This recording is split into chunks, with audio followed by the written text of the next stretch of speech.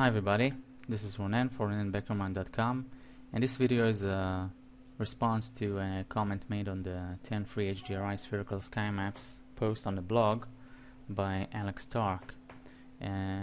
He's writing that he's getting the sky looking too dark, and he wants to know what he's doing wrong.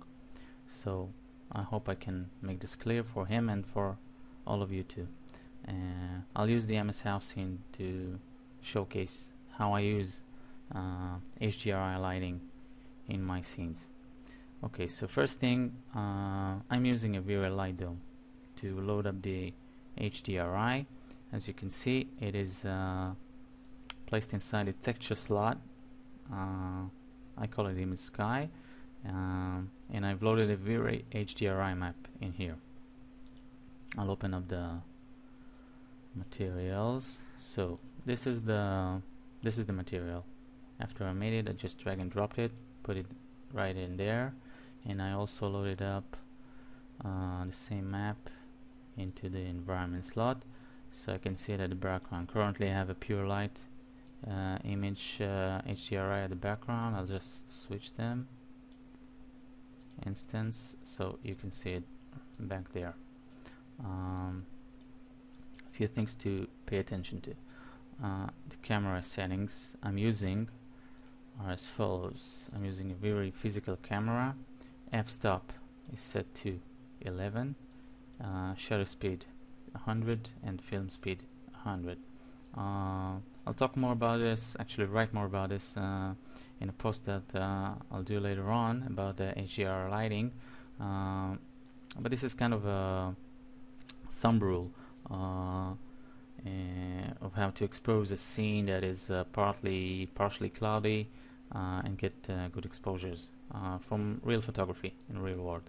So I'm trying to set the camera as I would set it in the real world, and just adjust all the other things to match.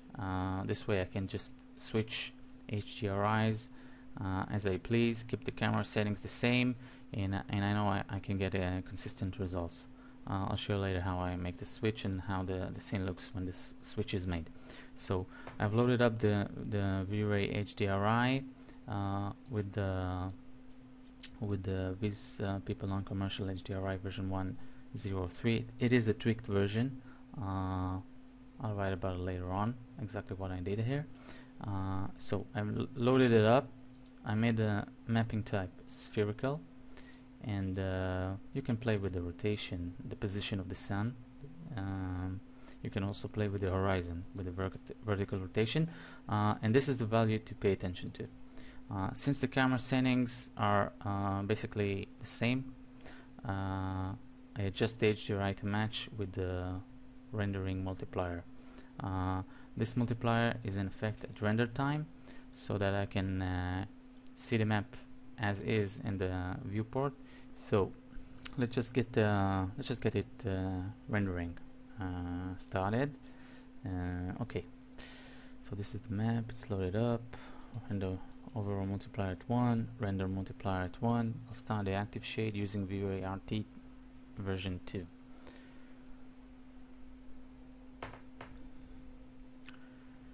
And as you can see, it is underexposed, and I'll start to raise the rendering multiplier until I get it right.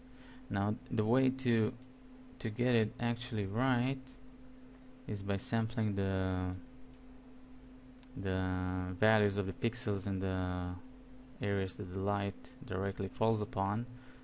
You can do it in a render by sampling the pixels in the actual render. Let's get it up to 35, which was a good value. Something like that. Yeah, feels right. You can play with the position of the sun. You can see the shadows, and now they will change and get it backlit. And as you move along,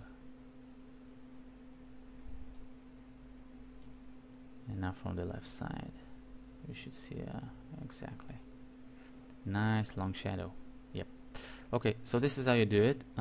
This is a 35 multiplier value to get roughly a good look and feel. Let me change the HDRI so you can see the effect. I've loaded up a pure light HDRI here, number 11. The multiplier here is actually 70, not 35. So I'll just switch it with the lights, drag and drop it. The background will remain the same.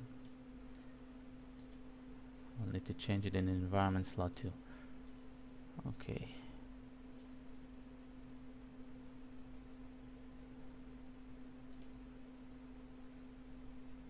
Let me match the rotation 59. Okay.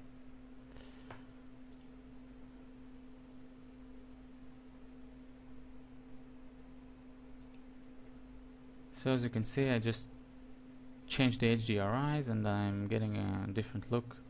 Didn't touch the camera, even though you might need to adjust a little bit, but the aim is to get the HDRI to match the camera settings that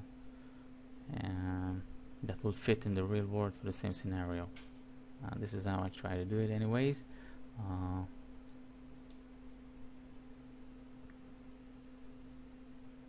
Let's play with it a little bit more.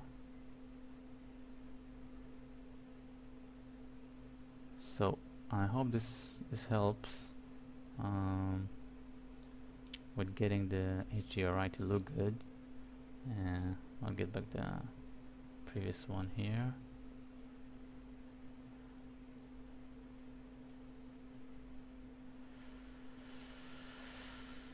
I'm getting a slowdown. I'll just stop it